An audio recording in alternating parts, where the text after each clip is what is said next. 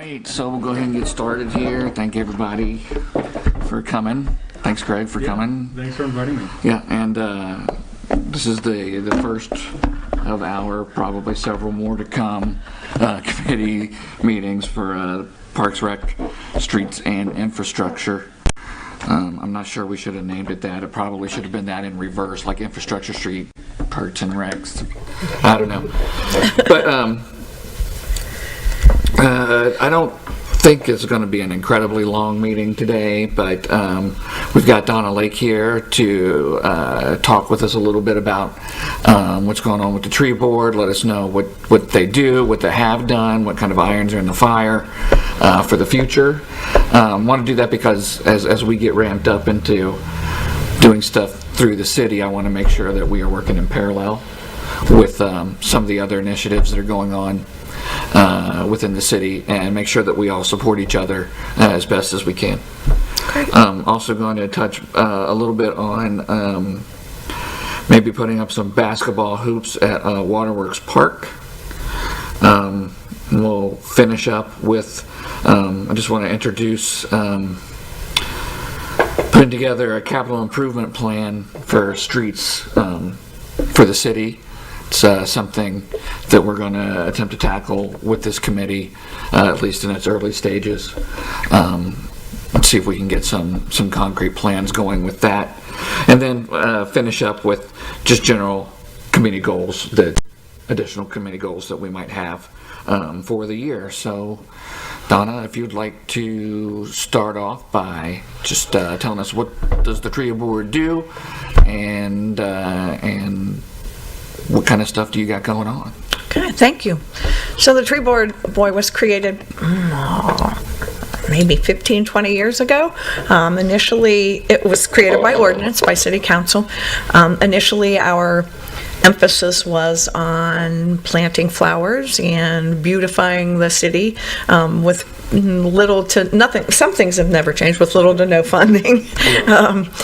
But we primarily, it was pretty labor intensive, and then we celebrated Arbor Day. The first couple of years we raised money by people donating items, and we gave away little saplings and stuff on Arbor Day, and then had silent auctions, and that's where we raised our money to buy flowers and flower pots and things like that around the city.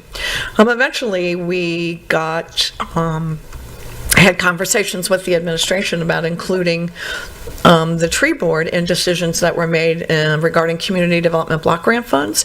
And so there were some street funds or funds that we could use to purchase, again, flowers and trees along Montgomery Road and things like that. One of the best things that's happened to us is Greg Orr's coming on, because Greg has really given us direction and has keeps us on track and keeps us focused. We had wanted to do Park Avenue. Bless you. The trees along Park Avenue were all ash trees, and they were in various stages of dying or disrepair, and we kind of made a conscious decision that it would be penny wise and pound foolish to throw money into trying to save those when something else might come along. It was all the same kind of tree, and so we kind of came up with a 3-year plan to try to replace all of those ash trees with a large variety of trees, so that we would never be faced with that thing again of all the trees being wiped out at one time. And so Greg lent us his expertise, and the result is, over a 3 or 4 year period, we've if you drive down Park Avenue, it's beautiful. There are trees not only in the Esplanade, but they were also along the north side of the street, I guess, along where those factories and things are, so that it will screen the neighborhood for the residents who live along Park Avenue. And then we were fortunate enough a couple years ago to get 100 trees, as you know, from Mr. Shepherd. So again, Greg had a plan of what trees we were going to plant where, and they're in a lot of the parks. They're all over the city. And again, at his direction, he has really kept us focused. I appreciate him very much. Sure. We had been involved, we were able to spend our own community development block grant funds, so Greg had, the mayor had wanted to have some of the light poles painted to prevent them from rust and things like that, and so we had been in the past able to submit those projects. We have to put things out for bid. I always sent those out. We would take the lowest and best bid, we would award them the contract, they would do the work, and then we would say the work was done satisfactorily and send it to community development block grant for payment. There's been a change in leadership down there over the last 3 or 4 years, and so a lot of that has changed. And so most of what we now do has to come through the administration. And it can't the be... community development block grant has Correct. changed. Okay. And so no longer do we just ask for, we'd like $25,000 for street beautification or whatever. We now have to have specific projects. For instance, like the lighting up on Montgomery Road up by the Fennell office, those were beautiful gas lights that were done up there at the north entrance. And some, of course, the doctor or the dentist's office adopted those plots, and they do their own flowers out in front of their office now. But that whole thing along Quatman Avenue was a community development project that we kind of did as we went along. We hope to do the same thing down along the south part of Montgomery Road, so that the two entrances, especially since Xavier University project is such a really nice project down there, and we hope to match those kinds of lighting and trees and streetscapes and things like that. We have to have specific numbers and specific projects involved now, and we have to submit those to the Community Development Block Grant Office prior to doing any work, where in the past, as long as we were within the budget, we were okay. How do you determine the bidding or the pricing for prospective projects? Are you going to find contractors who are willing to do it or willing to bid it before you get to Yeah, so in the past, when it was just trees, we would fax the thing out saying the city of Norwood is soliciting bids for these. Greg did all of our plans for us. It was very simple. We could fax all the plans and say these are the trees we wanted where, and it was a pretty simple process, and then they would fax them back to the mayor's office. Okay. Now, in Then you projects, I have to defer to Greg, because Greg knows how to do those kinds of projects and that involve the concrete and all that stuff. You want to... Yeah, and now it's through the safety service director, and then that's one way to do it, to come up with a list of projects that we want and see if we can get some participating, contractors to potentially bid on them, so that when we do submit, we have a little bit more accurate description of what we think we want to do. I was just curious how accurate they're looking for when they... It's relatively... It's got to be close. Okay, so it's and a good it's not a game guesstimation kind of a thing. The other thing we're running into is the community development block grant funds are supposed to be for low to medium income or moderate income, and with the recent uptick and how Norwood is doing a lot better and has progressed as time goes on, pretty much everything to the east of Montgomery Road almost doesn't qualify. Okay. So we're really talking about Montgomery Road and then to the west for the ability to use those funds. Okay. And we would always, usually in the past, we would just say, like, every 3-year funding cycle, we would ask at least 1 year for park money, for parks and playgrounds. And we had a hard time. Initially, we were going to do Marsh Park, and that was no longer going to qualify. And so in order for the park equipment that we're going to get from Marsh Playground now, the administration, Joe Gears, had handicap accessible playground equipment, and so that was acceptable in that area. So it fulfills a double purpose. Another, to get good playground equipment in there, and then it's handicap accessible as well. But all of those things, again, we used to just ask for $25,000 or $30,000, and then depending on what they gave us, we would then plan accordingly and decide maybe we could put a piece here and a piece there. Now we have to have the plan, a cost estimate, and then submit it before they'll even consider approving the project. And when it comes to figuring out what projects you would like to tackle, is that something that the board itself identifies, or do Kind you of want look to for help tackle with all the of them, community? but we don't have the money to do it, obviously. Well, you know what I mean. It's just We have discussed it as with the tree board, and I think that's something that we can discuss on the next steps. We really wanted to tackle and do it in phases that we could actually pull off. So I think Northwoods was one of the ones on our list, and Donnie can kind of go over through there. Marsh Park was one of the ones, and with multicolor At Doral Field. donations at Doral Field. So we're making progress on really all three of those. Right. Pretty significant progress with the trees and now that we'll get the play equipment and the work that Multicolor did up at Doral. So I think if we can just add to those a little bit, we're now really ready to head to sort of the next group of parks and Great. group of projects. And Upper Millcrest has been improved as well, not only with community development block grant funds. There was a shelter added, and Public Works did a lot of grading, and that's now handicap accessible. And again, with the work through Cincinnati Children's Hospital, probably 7 or 8 years ago, there was additions to that playground equipment done up there as well through the Preventing Injuries in Norwood group. And so, as well as some mulch and curbs and stuff around some of the other parks. But we kind of want to check them off one by one. Either work, we'd love to, we'd love to work with council. It's just that we talked about maybe getting companies to adopt a park, each of the parks. Me personally, I've always been intrigued that a lot of the communities now have splash pads, and I know I've said something to you about this. It seemed to me that Victory Park would be a perfect place for that. There's a pool that is no longer used. It has water coming to it. There's chlorine. There's still a chlorine pump. I just think it would be intriguing to look at the potential of putting a splash pad up at Victory Park. How much that'll be, and I kind of hope to do a meet with a couple of folks this summer just to kind of get an estimate.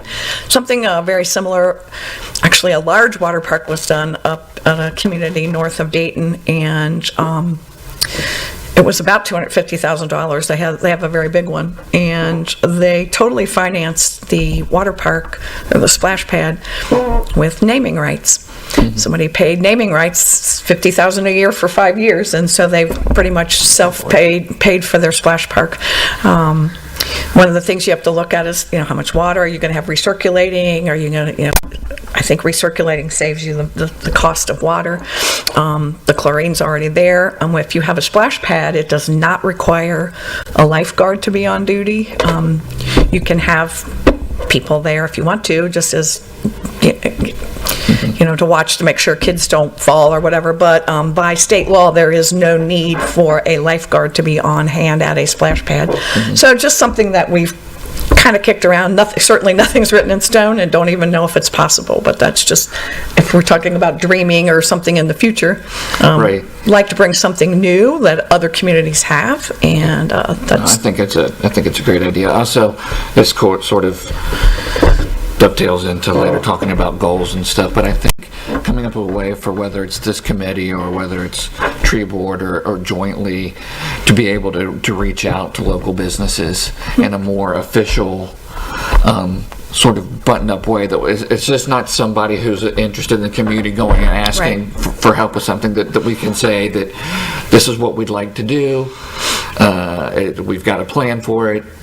It's going to be X amount of dollars. Would you like to help fund, completely, that kind of thing? I would like to see that kind of structure. Absolutely. I think the administration has to be involved in that, because they know who the players are, and they know what's coming up, and Exactly. And you, as you said, you don't want two or three people going after the same company for different things, or going after things that might not even be feasible to do. So I think you're right. It has to be in some official capacity. Yeah. And we can help get the plans going, or I can. If that's where we brainstorm to get some type of presentation that looks well thought out, and that it has a decent look to it and presentation. Right. I just think that being professional about it in that way, being able to go to the businesses and the community, I think, if I had to guess, that they want to contribute and help out with the communities that they are doing business in. I would think so too. And so I think we just need to give them a good excuse. And something concrete, not just... Something concrete, Yes. yeah. So that, we can talk about that a little bit later. And then but we that's- should say the tree board is only 5 people, appointed by the mayor, and we serve terms, and you have to be reappointed. It's all volunteer. How long's your terms? 3 years, I think. I think it's 3 years.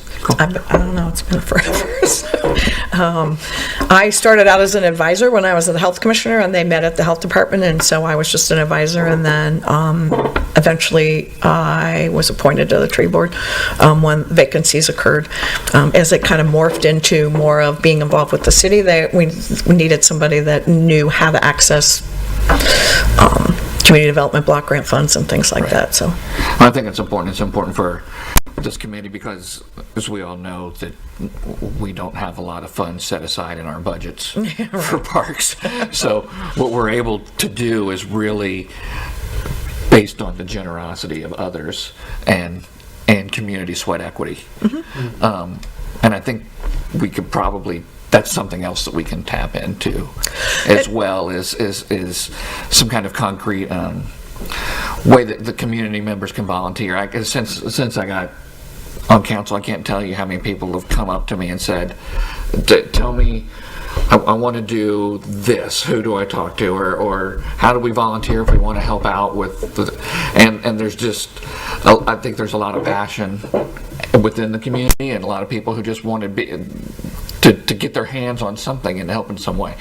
So I think, again, if we could put together a more standardized pathway for people, whether you want to volunteer time or services or throw money at us, let's make that easy and accessible. A couple years ago, we in our community decided Northwoods was atrocious and we wanted to do something about it. And we started out, called and said, can we paint the shelter house?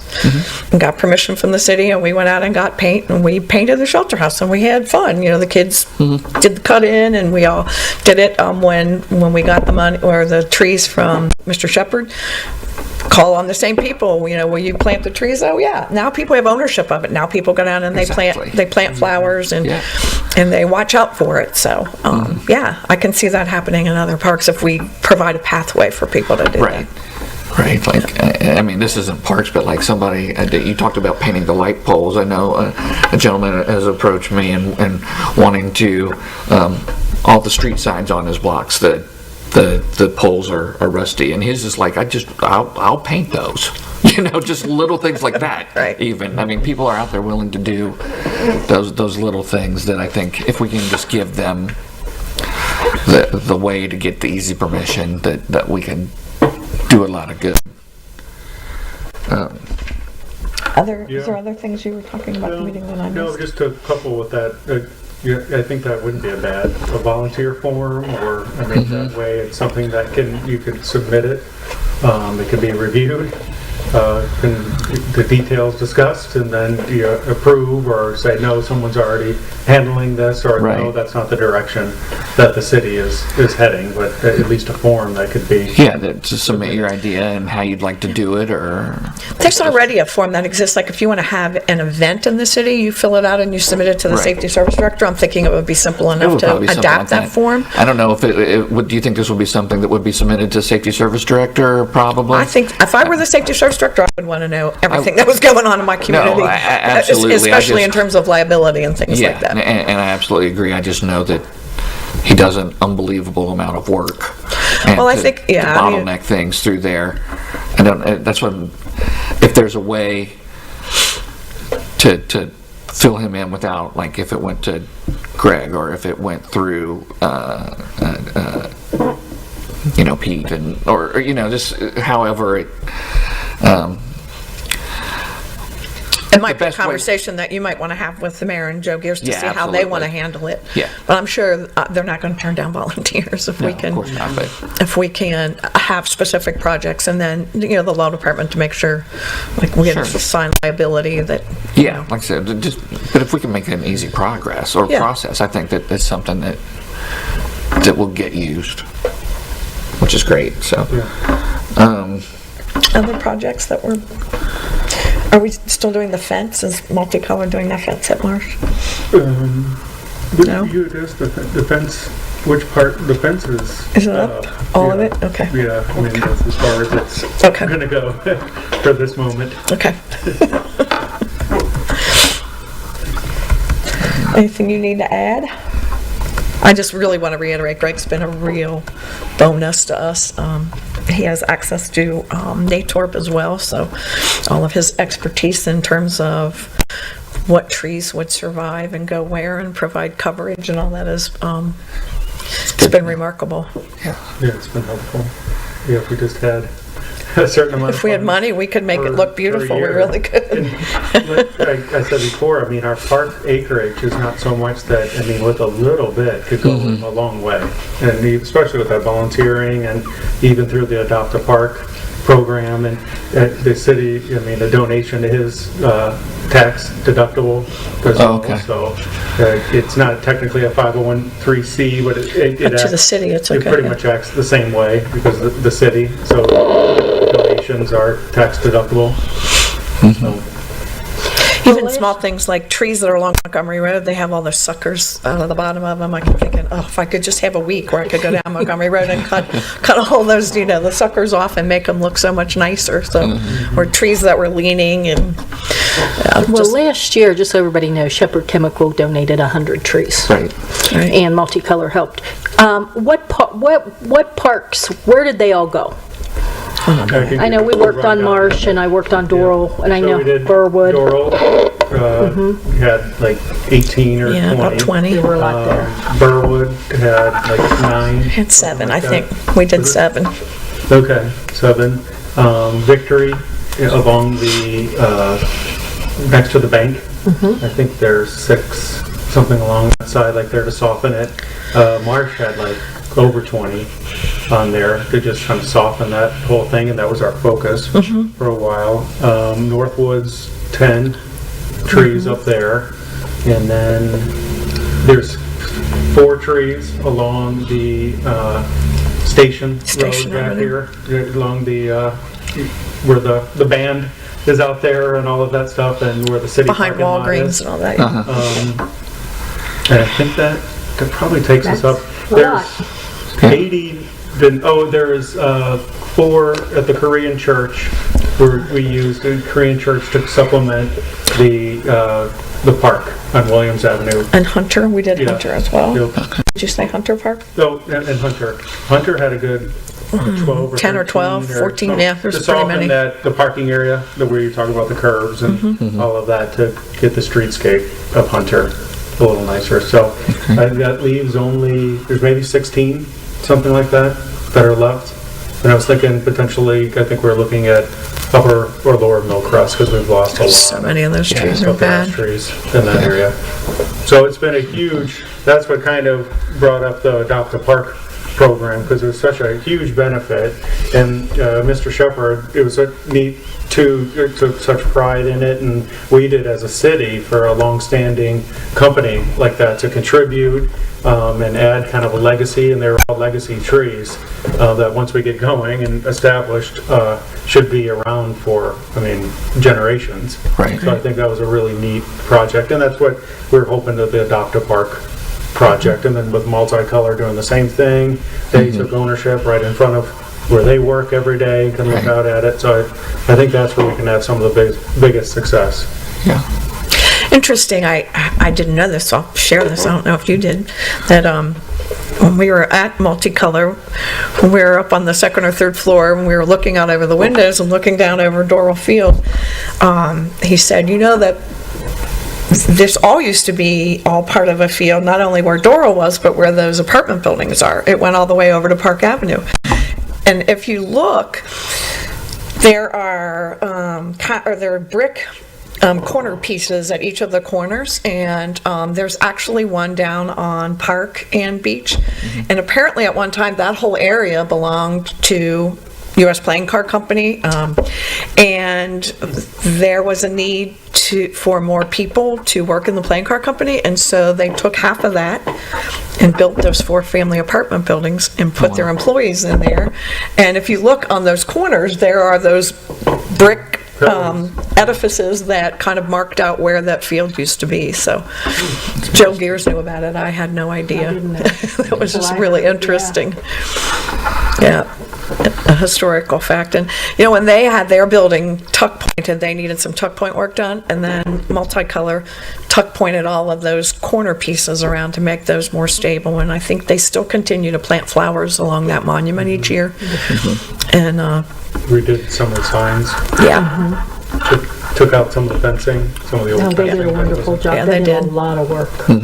They wanted to make something nice for their employees also, Yeah. so they could walk around the park Right. That's on their great. lunch and become part of the community, be I think involved in the we can community. use, I mean, as companies are looking for communities that are destinations, that are walkable, I mean, it's also an investment in their ability to get employees, I mean, so there's a lot of benefits associated with green space and businesses. Absolutely. so I think if we come up with a list of things together, of all the things that need to be done, things that are on our wish list, and maybe see what we can send out. to- Solidify it per Right. park, and then kind of present each park or a particular park to a business that's located near that park, Right. potentially. No, I think it's a great idea. All right. Do you need us to stay, else is on your You're agenda? more Is there than anything welcome to else? stick around if you want, because I'm sure you know about everything that we're going to talk about. So, but if you'd like to leave, that's fine. If you I'm here, so. Yeah, we'll just, All right. So, moving on to number 2 on today's agenda is Waterworks Park basketball courts. A while back, I got involved in a discussion with a lot of people about basketball hoops and how there aren't any in the city, and we know. Well, I mean, a lot of the courts on the parks are kind of on the edges of the city. There was trouble with some crime and stuff, and we understand that that's why we don't have them now. But we're also thinking that removing basketball hoops isn't necessarily the best long-term fix for the problem. So we were talking about ways, or where could we possibly get a trial run of some basketball hoops back up in the town, and it came up with Waterworks Park. They've got the 2 courts down there next to the tennis courts. It's already fenced in. It's a well-traveled park. It's on the police drive by there several times a day. There's a lot of people there throughout the day and throughout the summer. So the idea was that maybe this could be a place where we could request to have the hoops put back up as kind of let's see how it goes, and let's see if it's a popular thing for people who want to play basketball in the community. And so it's kind of, I wanted to bring it up here. I don't know what specifically the best way about going about this is. I mean, of course, we'll go to the mayor and safety service director and request it is, but we could send an official letter from the committee asking that it has, or we can bring it to council and ask them to ask. But I just wondered if anybody had any thoughts on that idea, or I know. I would like to get, if we could get a history of the problems that were at what park. I know we had some big problems, but was Waterworks a big troubled area? And Donna might know that. Was that an area that had a lot of, Unfortunately, I think when Waterworks was redone, it had glass basketball Glass hoops backboards. that were, glass backboards. like that went, I mean, because if you look at it, it's pretty elaborate, honestly. And they had glass basketball hoops that went with it, and they were taken. Okay. Well, And that was one of the issues, is that they kept getting removed, basketball, so that's a possibility. Whether that still would happen today. we wouldn't have to put up glass basketball hoops. You know, I either. think that We would can be put up. advice. Yeah, that would be better. We can put up some utilitarian basketball equipment. But no, I agree. It'd be interesting to and know what where kind the of crime was down there? Yeah. Was it vandalism, or was it assaults? What was it that was?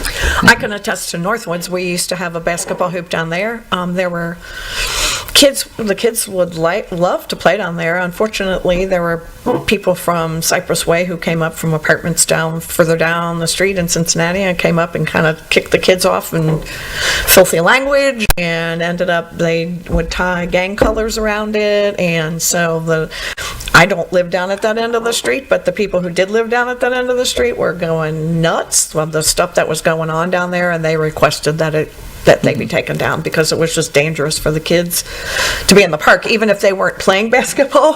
If they just went down to play wiffle ball or something, the people who were in the park, the unsavories, unfortunately, the vast majority of people are probably fine. It's always a few people who cause all the trouble.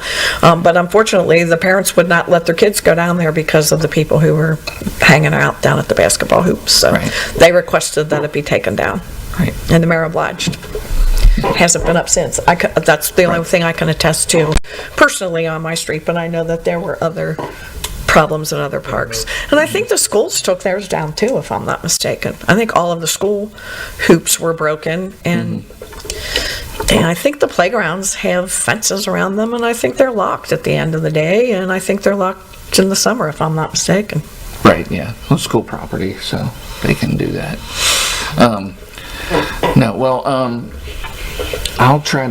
I can probably reach out to the police department and find out more specific to Waterworks Park, what issues were there and their feeling. I've spoken with some people from the police department, and they actually thought that Waterworks was probably a good idea for trying to put a basketball court back up. So I'll reach out. I'll get some more specifics and share it out and see if that would be a place that we could give this a shot.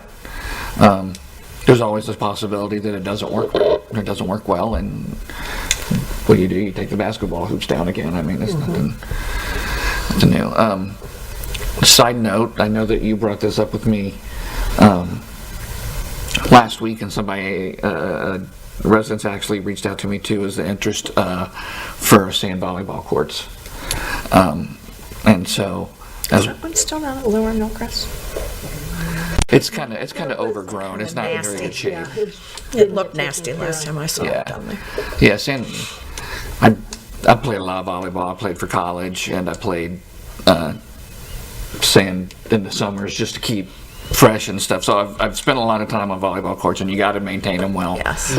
Because the soil and grass will grow in it. And, Exactly. And trash will collect in it and stuff. So there's quite a bit of maintenance, but there seems to be a desire by a lot of people in the neighborhood that sand volleyball court somewhere would be cool. So I think that's something we can maybe add to our parks wish list, and maybe find a place where we could do something like Thoughts that. on where that would be?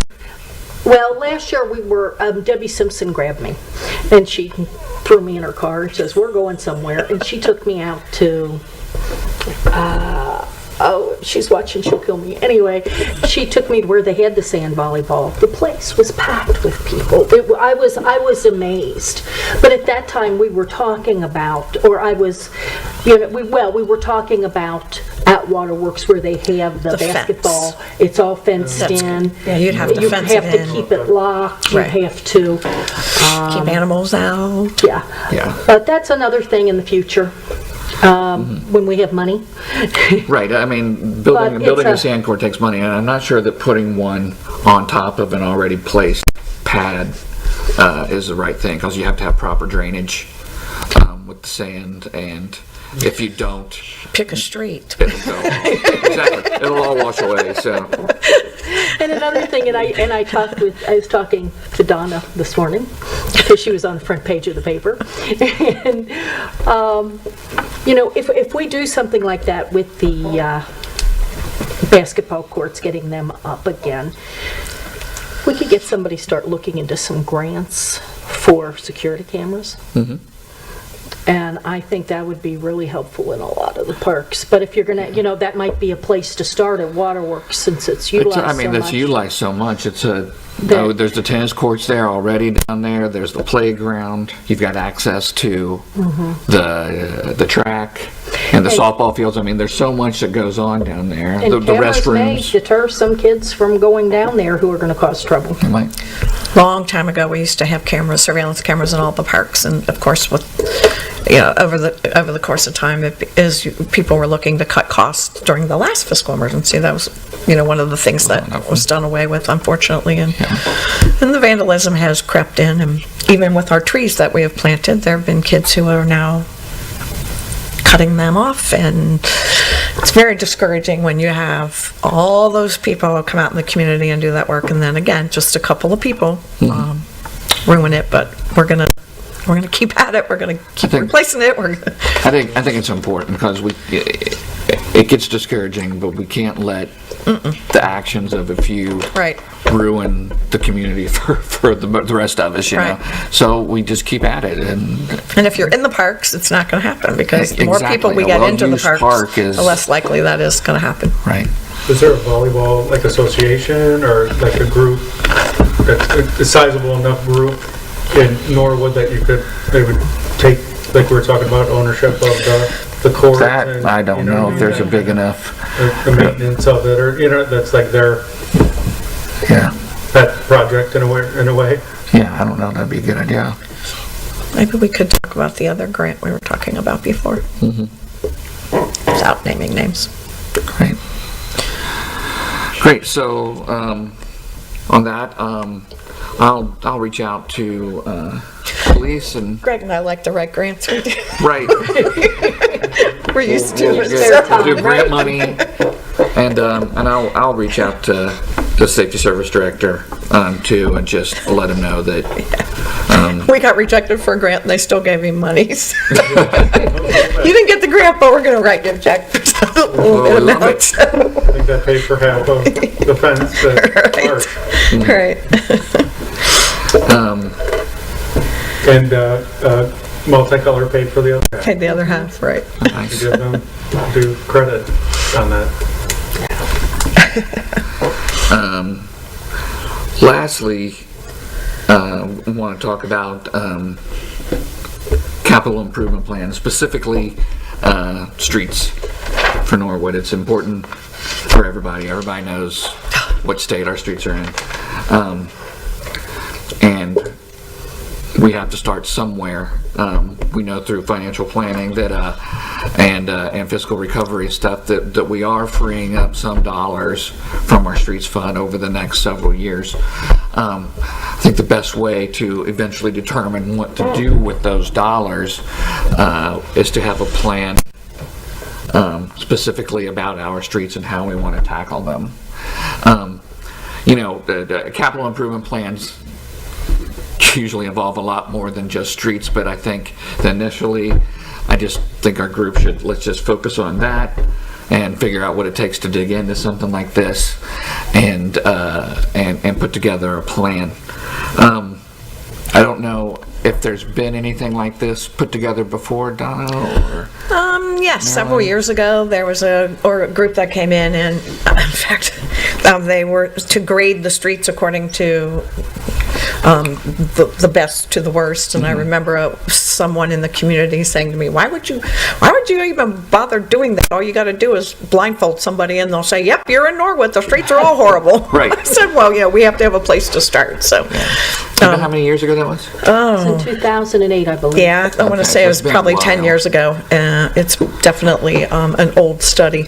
Yeah. Again, a community up north of Dayton had the same situation. They were coming out of fiscal emergency, got a company to come in and look at all of their streets, grade them, came up with how many road miles there were, how many could be just sealed, how many needed to be taken all the way down to the bottom. They kind of just did the whole plan for them.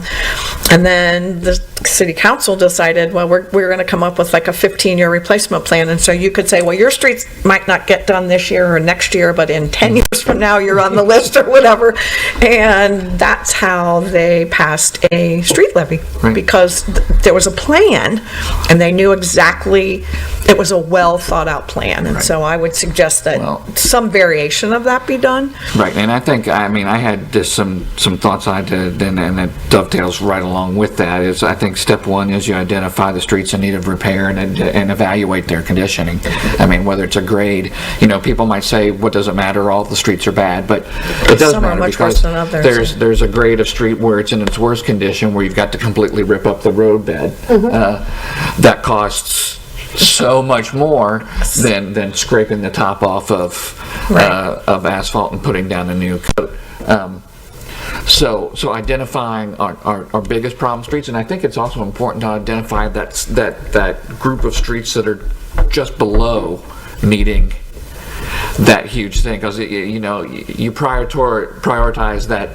If level 4 was the worst streets, then you prioritize level 3 because you don't want to get them to level 4, because that would just cost even more money. So I think we need to do what that company did. I don't have any idea what that would cost, but it's something, as we free up money within our streets fund, that could be one of the first things we suggest spending money on, is to have that kind of study done with our streets.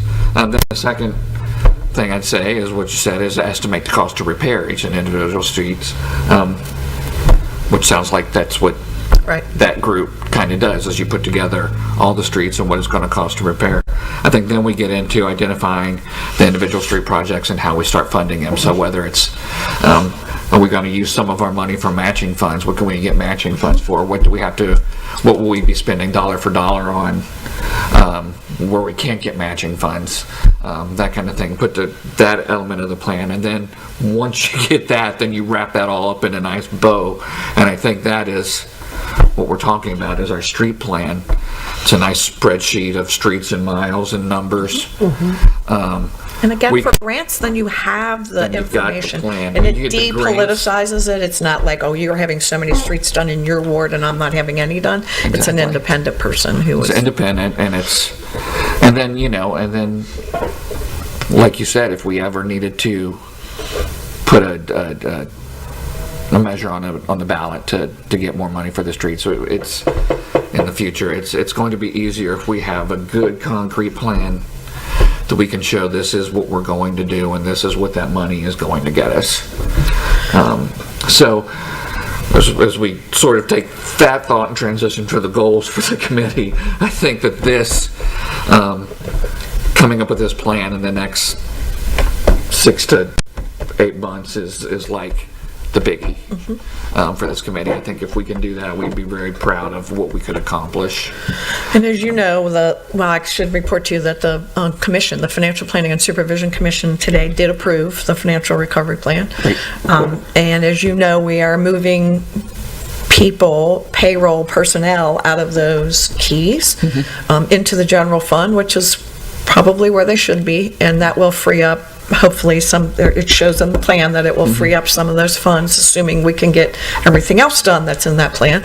It will free up some of those, some funding to do just those kinds of things. And so you all should be really proud of moving that out and making those funds available. That's a step in the right direction. I think that's what's going to allow these initial steps to be able to take place, is we'll be able to fund that study and get us going down the road to where we need to be. No pun intended there, going down the road. But now I'm intending the pun. Maybe at our next meeting we should ask Joe Gears here, and he has the list, and I'm pretty sure it was 2008, and then he can tell us what's been done on the list. I'm sure he has the whole thing, and that'll give us some place to start. Right, to give us some place to start. Right.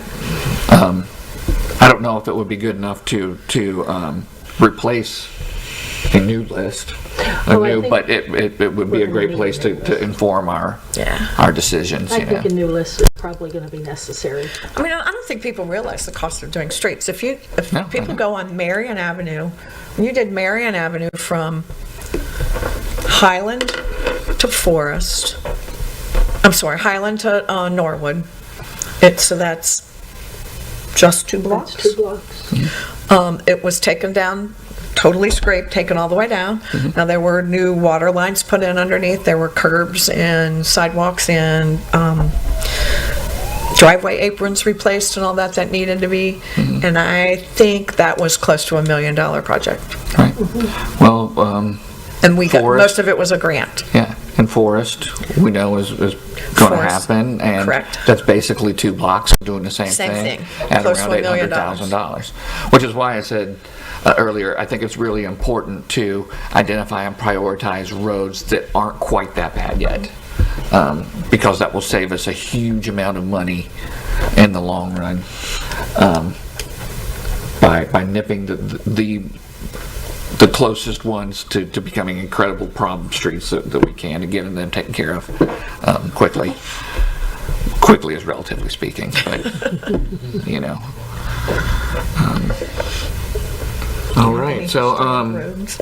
No, but I think something to speak with the safety service director is the process of like an RFQ for a request for qualifications, Sure. and then a request for proposals on what, from let's say 3 companies, what something like this would cost. Right. right. Right, I know the city has someone that they work with on a lot of these projects, a gentleman from Kleininger's, when I was at a mural seminar, approached me and does this exact same thing on the roads, and he lives in Norwood as well, so, over on Bonus. the mills there. Yeah. So, yeah, so that was an added bonus as well, so, that, I think those are some initial steps at least to discuss. Great. I think that's great. That is all I had for the main things. Just wrapping up with committee goals. We've talked about reaching out to local businesses from one central administration point for requests for help for funding or volunteers or whatever. We'll talk about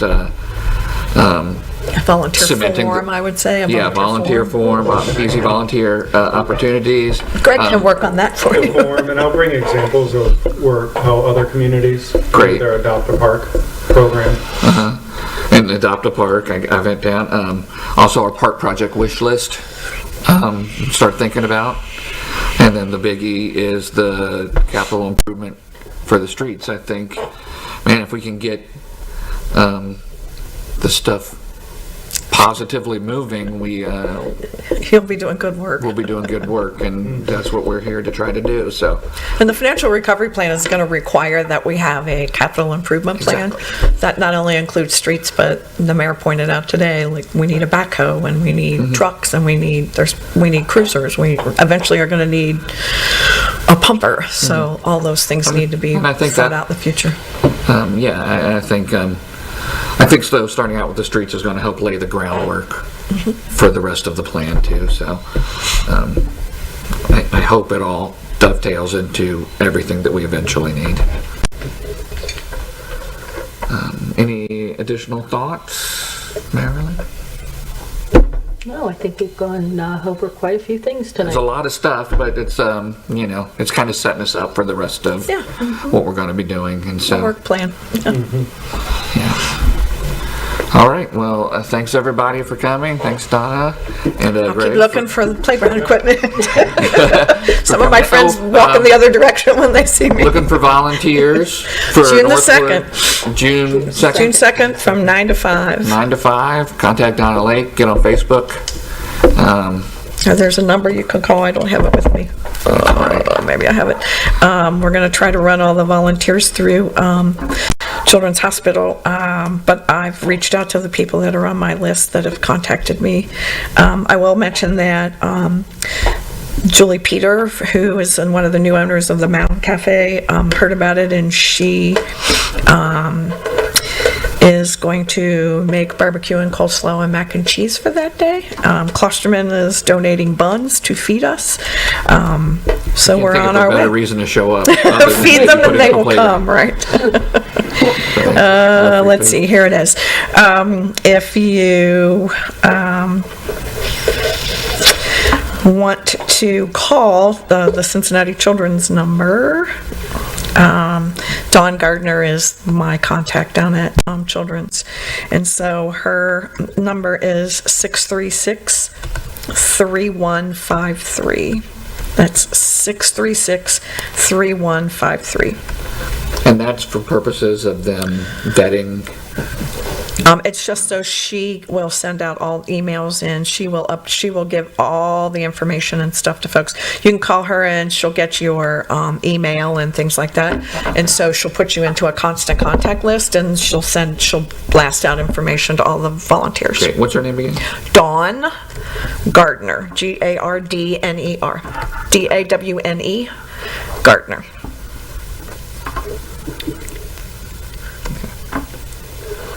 Again, that's 636-3153. Or Dawn, Dawne, .Gardner, Gardner,